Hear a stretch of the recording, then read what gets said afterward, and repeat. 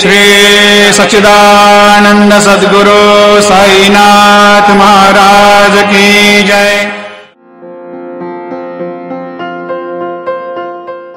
ओम साईराम। आशा करी सबाई खूब भालो आछो। बाबार कृपाय आमराओ दारुण आछि। आमरा हाजिर हलाम एबार आरेकटी नतून एपिसोड निये। आगामी जे दुटो एपिसोड आसछे सेखाने तोमरा देखते पाबे शिरडिर सम्पूर्ण इतिहास। এই দুটো এপিসোড কিন্তু খুব ইম্পর্টেন্ট, তাই স্কিপ না করে দেখতে হবে।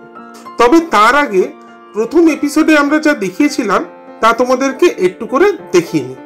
ওম সাইরাম। ঠিক, আমরা এখন যাচ্ছি শিরডিতে।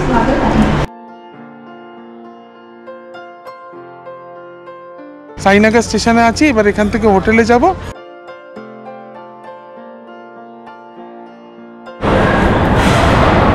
আমাদেরকে যা যা খাবার দিয়েছে আমরা এবার মন্দিরের দিকে যাব। যদি প্রথম এপিসোডটা দেখা না হয়ে থাকে তাহলে ডেসক্রিপশন বক্সে এবং উপরের আই বাটনে লিংক দিয়ে রাখলাম। এবার চলো শুরু করি।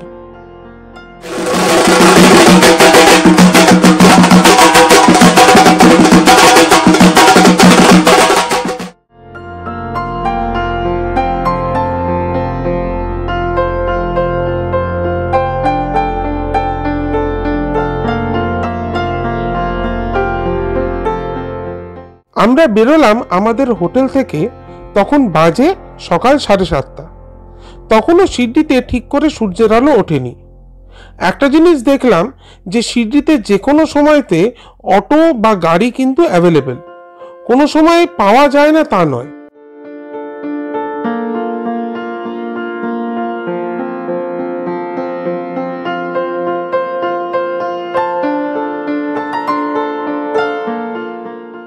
আমরা অটো করে গিয়ে নামলাম গেট নাম্বার 8-এর সামনে। সময় লাগলো 5-7 মিনিট মতন। স্টেশনের দিক থেকে আসলে গেট নাম্বার 8ই সবার আগে পড়ে। ওম সাইরাম। আজকে 28শে ডিসেম্বর, বৃহস্পতিবার। যারা আমরা বাবাকে ফলো করি বা বাবার ব্যাপারে আমরা যারা বাবার চিন্তাধারার সঙ্গে যারা একমত, আমরা প্রত্যেকেই জানি যে বৃহস্পতিবারটা বাবার দিন বলে মানা হয়। তো আমরা এই বৃহস্পতিবার দিন, এখন বাজে হচ্ছে সকাল 8:15, আমরা এখন দাঁড়িয়ে আছি বাবার মন্দিরের গেট নাম্বার 6-এর সামনে। তো আমরা এখন যাচ্ছি গেট নাম্বার 4-এর সামনে, কেননা আমরা একটা অভিষেক পুজোর স্লট বুকিং করেছি, যেখানে আমরা বাবার অভিষেক পুজো করব। তারপরে তোমাদেরকে পুরো শিরডি যা যা আছে আমরা ঘুরে দেখাবো। গতকাল আমরা দর্শন করেছিলাম, কিন্তু দর্শনের পরে আমরা এতটাই টায়ার্ড হয়ে যাই যে তারপরে আর কোনো ভিডিও করা আমাদের পক্ষে সম্ভব হয়নি। তো আমরা ডিরেক্টলি হোটেল রুমে চলে যাই। তোমাদেরকে ইনফ্যাক্ট রাত্রিরে ডিনার থেকে কিছুই দেখা হয়নি, কারণ আমরা প্রচণ্ড টায়ার্ড ছিলাম। আমরা তাড়াতাড়ি সব কিছু সেরে আমরা শুয়ে পড়েছিলাম। এখন আমরা যাচ্ছি 4 নম্বর গেটের সামনে, যেখানে অভিষেক পুজো হয়। তোমরা যদি কোনোদিন অভিষেক পুজোর বুকিং করো তাহলে ডিরেক্টলি 4 নম্বর গেটের সামনে চলে যাবে। ওইখানে অভিষেক পুজোর ঘর আছে, যেখানে এই পুজোটা করানো হয়। আমাদের পুজোর টাইমিং 9টা থেকে 10টা। চলো, ওম সাইরাম। ওম সাইরাম।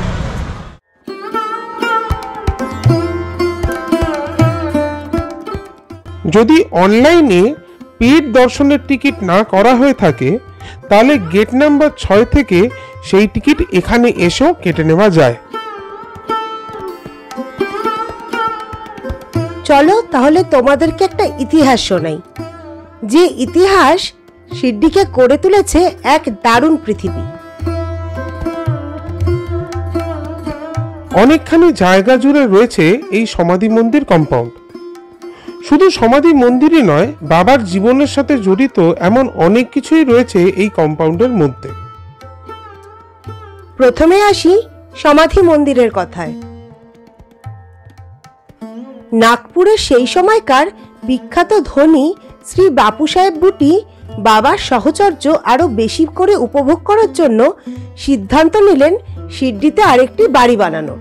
সেই মতন বাবার আদেশ নিয়ে শুরু হলো বুটির ওয়াড়া বা বাড়ি তৈরি করা।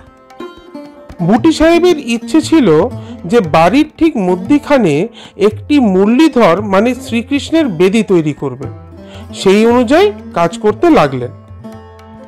বাবার যখন কাউকে দিয়ে কিছু করানোর ইচ্ছে হতো তখন তাকে সেটা না জানতে দিয়েই করিয়ে নিতেন। 15ই অক্টোবর 1918-তে যখন বাবার মহাসমাধি নিলেন, ঠিক তার আগে বাবার মুখ থেকে বেরোনো শেষ কথাগুলি ছিল, আমাকে বুটির ওয়াড়াতেই রেখো।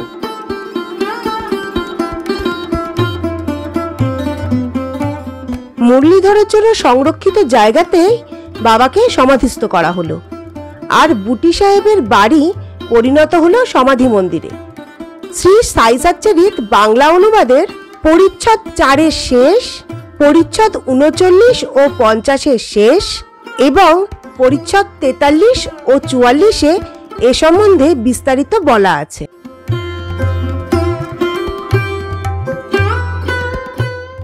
সমাধি মন্দিরে বাবাকে দর্শন করার পর তোমরা বেরিয়ে যা প্রথমে দেখবে তা হলো সেই নিম গাছটি, যার তলায় আনুমানিক 1854 কি 55 সালে বাইজাবাই নামক সিদ্ধির এক ধর্মপ্রাণ মহিলা দেখতে পান একটি 16 কি 17 বছরের ছেলেকে ধ্যানস্থ অবস্থায়। এই 16-17 বছরের সেই ছেলেটি পরবর্তীতে সাই সমর্থ রূপে বহু মানুষকে শান্তি দিয়েছেন এবং এখনো সেই একইভাবে দিয়ে চলেছেন। ভেতরে ক্যামেরা অ্যালাউ নয়, তাই তোমাদেরকে সেই গাছটি দেখাতে পারলাম না, কিন্তু অনেক চেষ্টা করে সেই গাছের একটি পাতা কুড়িয়ে পেয়েছিলাম। বাড়ি এসে সেটিকে ল্যামিনেট করে রেখেছি। দেখো, আশা করি তোমাদেরও ভালো লাগবে। সাই সচ্চরিত বাংলা অনুবাদের পরিচ্ছদ 4-এ এ সম্বন্ধে বিস্তারিত বলা আছে। এই নিম গাছের সামনেই দেখা যাবে একটি ছোট্ট বেদির ওপর বাবার একটি ফটো এবং তার ঠিক সামনে সোনা দিয়ে মোড়া একটি পাথরের শ্রীচরণ। এই নিম গাছের তলায় বাবার প্রথম আবির্ভাবের স্মৃতিস্বরূপ 1912 সালে এই চরণ স্থাপন করা হয় এবং নিচে লিখে দেওয়া হয়, সদা নিম্ব বৃক্ষস্য মূলাধিবাসাৎ সুধা শ্রাবিণাম তিক্তম প্রিয়ম তম তরুম কল্পবৃক্ষাদিকং সাধয়ন্তম নমামীশ্বরম সদ্গুরুম সাইনাথম। এর মানে যে নিম গাছ তিক্ত ও অপ্রিয় হওয়া সত্ত্বেও সুধা বর্ষণ করে, সেই নিম গাছের তলায় অধিষ্ঠান করে যিনি সেটিকে কল্পতরুর মতন মহান করে তুলেছেন, সেই ভগবান সদ্গুরু সাইনাথকে প্রণাম। শ্রী সাই সচ্চরিত বাংলা অনুবাদের পরিচ্ছদ 5-এ এ সম্বন্ধে বিস্তারিত বলা আছে। এছাড়া তোমরা দেখতে পাবে গুরুস্থান, মানে সেই সময় মাটির নিচে সুড়ঙ্গের মধ্যে বাবার সাধনার অনেক রকম চিহ্ন পাওয়া গিয়েছিল এবং বাবা এই জায়গাকে নিজের গুরুস্থান বলেই সম্বোধন করতেন। শ্রী সাই সচ্চরিত বাংলা অনুবাদের পরিচ্ছদ 4-এ এ সম্বন্ধে বিস্তারিত বলা আছে। দেখা যাবে গ্রামের শনি, মহাদেব ও গণেশ মন্দির, যা বাবা সেই সময় নতুন করে সংস্কার করিয়েছিলেন। বাইজাবাই, তার ছেড়ে তাঁতিয়া কোটে, মেঘা, এরকম বহু ভক্তের সমাধিও পাওয়া যাবে এই মন্দির কম্পাউন্ডের মধ্যে। আর রয়েছে একটি সুন্দর বাগান যা বাবা নিজের হাতেই স্থাপন করেছিলেন। আজও একই রকম উজ্জ্বল এবং আজও একই রকম শোভা বর্ষণ করছে।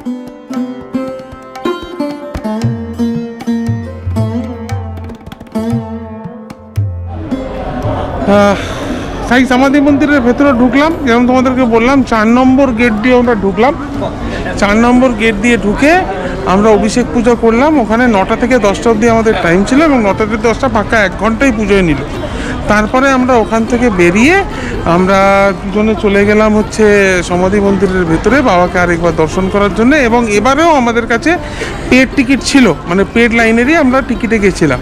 কিভাবে পেড টিকিট তোমরা করবে না করবে সেটা আমি তোমাদেরকে এই ভিডিওতে না হলেও নেক্সট ভিডিওতে আমি প্রসেস দেখিয়ে দেবো। অ্যাপ থেকে ওয়েবসাইট দিয়ে দুভাবেই করা যায়, বাড়িতে বসেই করবে, এখানে এসে কিচ্ছু করার দরকার নেই, বরঞ্চ ওইটা করে আনলে তোমার কাজ অনেক তাড়াতাড়ি হবে।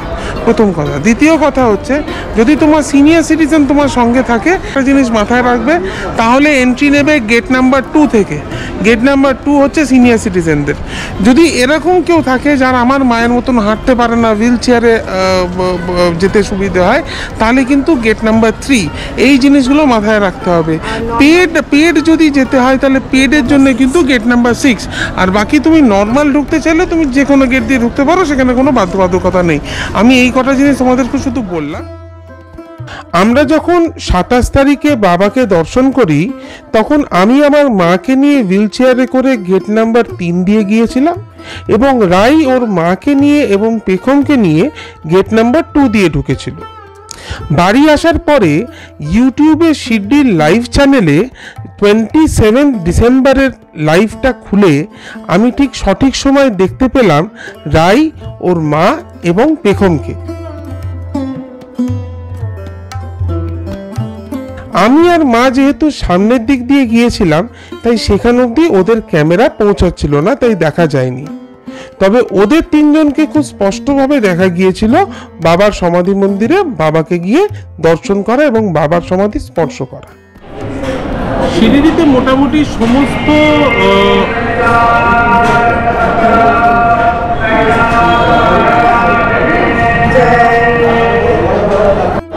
শিরিডিতে ম্যাক্সিমাম না, সব জায়গাতেই ভেজ খাবারই মোটামুটি পাওয়া যায়। তো আজকে সকালবেলা আমরা বাড়ি থেকে বেরিয়েছি, পুজো দিয়েছি, তো আমাদের সকাল থেকে কিছু খাওয়া হয়নি। কারণ বাজে কটা, এখন 12টা বাজে। 12টার সময় আমরা এখন মানে বলতে পারো ব্রাঞ্চ করতে বসেছি অ্যাকচুয়ালি। তো ব্রাঞ্চ কি করছি একটু দেখাই। এটা হচ্ছে মশালা ধোসা। দুজনে দুটো মশালা ধোসা নিয়েছি, ফ্রুট জুস নিয়েছি,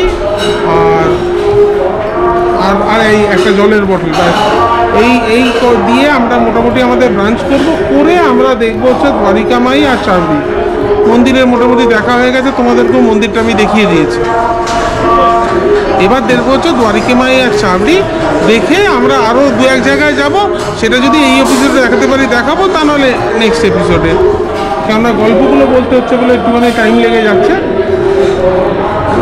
তো চলো আমরা একটু ফেরি, আগে একটু দেখি ধোসাটা কেমন খেতে।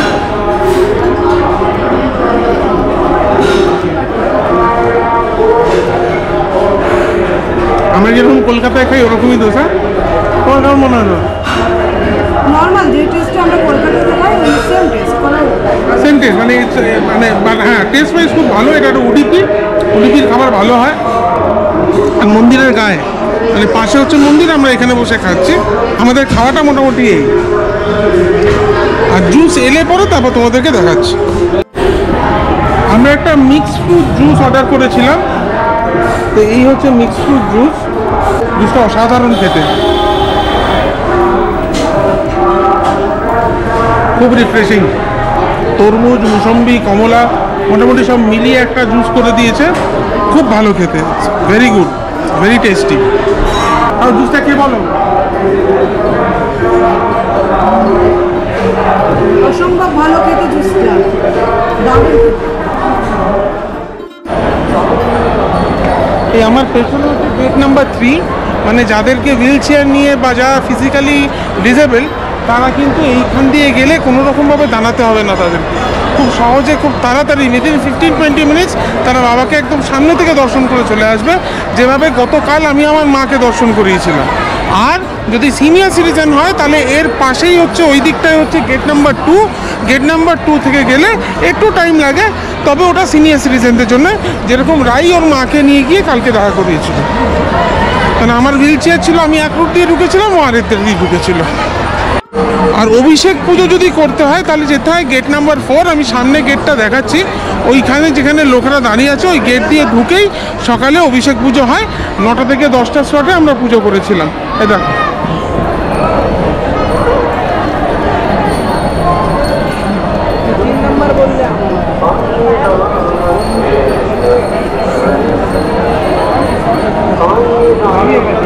এই গেট নাম্বার 4 এর নাম হচ্ছে মুখ দর্শন, মানে দূর থেকে একটু দূরে একটা হল আছে যেখানে বসে লোকেরা পুজো করে এবং দূর থেকে বাবাকে দেখা যায়, বাবার মুখটা দর্শন করা যায়, মুখটা, তো সেখানে মুখ দর্শন বলে। তো এটা হচ্ছে গেট নাম্বার 4।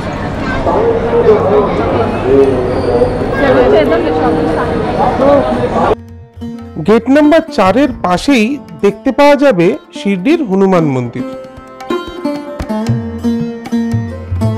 আর এই গেট নাম্বার 4 এর পাশেই যে এক্সিট গেটটা আছে, এটা দিয়ে বেরোলেই হচ্ছে একদিকে দ্বারকামাই, অন্যদিকে চাবড়ি।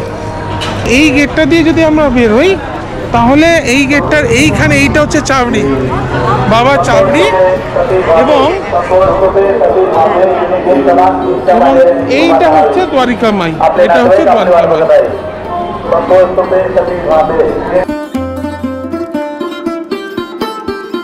এবার আসি দ্বারকা মাইয়ের কথায়। বাবা সিদ্ধিতে আবির্ভাব হওয়ার বছরখানেক বাদে আবার উধাও হয়ে যান এবং ফেরেন প্রায় 2 বছর বাদে। সেই সময় সিদ্ধির প্রান্তে একটি ভাঙাচোরা জরাজীর্ণ বাড়িতে দক্ষিণমুখী হয়ে ধুনি জ্বালিয়ে বাবা থাকতে শুরু করেন এবং সেটির নাম দেন দ্বারকামাই মসজিদ। বাবা এই দ্বারিকামাইতে থেকেছেন তার মহাসমাধি অবধি এবং তিনি তার ভক্তদেরকে দর্শনও দিতেন এই দ্বারিকামাইতে। বাবা বলতেন যে দ্বারিকামাই হচ্ছে মা, যে এই দ্বারিকামাই মসজিদে একবার প্রবেশ করবে তার সমস্ত জীবনের সংকট কেটে যাবে, দ্বারিকামাই তার সমস্ত বিপদ হরণ করবে। দ্বারিকামাইয়ের ভেতরে তোমরা দেখতে পাবে বাবার জীবনের সঙ্গে জড়িত থাকা এমন অনেক জিনিস, যেমন সেই ধুনি যা আজও জ্বলছে এবং গোটা পৃথিবীর বহু বাবার ভক্তের কাছে তাদের মহাঔষধি বাবার বিভূতি পৌঁছে দিচ্ছে। রয়েছে বাবার উনুন, রয়েছে তার জামা কাপড়, রয়েছে বাবার সেই জাঁতাকল যেখানে বাবা গম পেশাই করতেন, এবং রয়েছে সেই পাথর যার ওপর বসেই বাবার সমস্ত মূর্তি এবং ফটো আমরা দেখতে পাই। মন প্রাণ ভরে যাবে, এক অন্য অনুভূতি।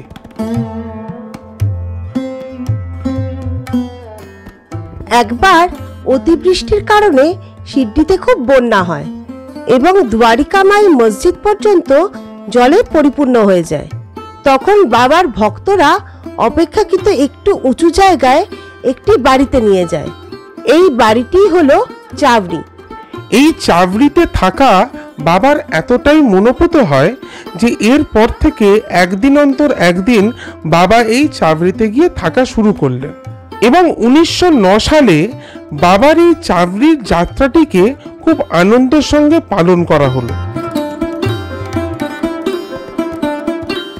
এবং আজও প্রতি বৃহস্পতিবার দ্বারিকামাই থেকে বাবার একটি ফটো নিয়ে পালকিতে করে চাবড়ি অবধি যাত্রা করা হয়। দারুণ দেখতে হয় কিন্তু সেই জিনিসটা। শ্রী সাই সচ্চরিত বাংলা অনুবাদের পরিচ্ছদ 37-এ এ সম্বন্ধে বিস্তারিত বলা রয়েছে।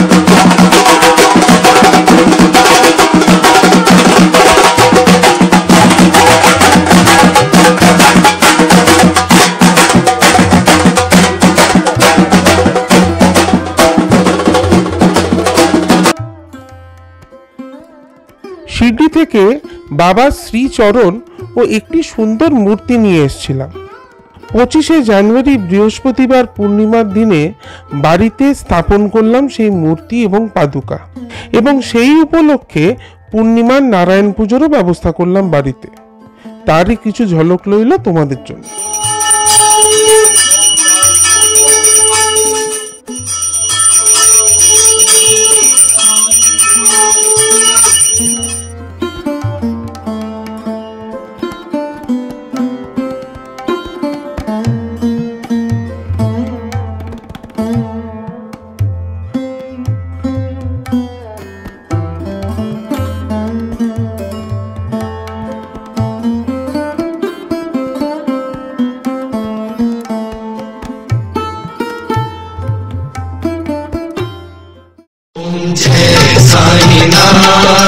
जय साईनाथ आदिनाथ तुम्हारा तुम्हें श्रद्धा नमन हमारा। বাবা বলতেন যে যখন সময় হবে তখন তোমার পায়ে সুতোর টান দিয়ে আমি সিড্ডিতে নিয়ে আসব, সে তোমরা যেখানেই থাকো না কেন। 8 বছর পর সেই সুতোর টান পেয়ে আমাদের জীবন সত্যিই ধন্য। এই এপিসোডে আমরা তোমাদেরকে যা যা বললাম এবং যা যা দেখালাম তা সবকিছুই আমরা পড়েছি শিরডি সাই সংস্থান থেকে প্রকাশিত শ্রী গোবিন্দরাও রঘুনাথ ধবলকর, মানে যাকে হেমত পন্থ বলে বাবা ডাকতেন, তারই মূল মারাঠি সাই সচ্চরিতের বাংলা অনুবাদ থেকে। বইটা সবাইকে পড়তে অনুরোধ রইল। আমরা আসছি পর্ব 2 নিয়ে পরের এপিসোডে। আর এই এপিসোডটা কেমন লাগলো জানিও। ভালো লাগলে লাইক, কমেন্ট ও শেয়ার করো। আর সাবস্ক্রাইব করতে ভুলো না কিন্তু। ওম সাইরাম।